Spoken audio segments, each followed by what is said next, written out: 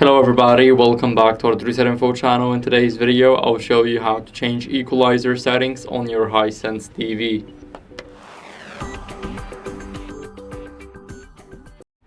So first, go over to settings, now go to sound and go to sound mode settings. Now here, scroll down until you guys see equalizer, and here you guys will be able to change the frequencies like 100 Hz.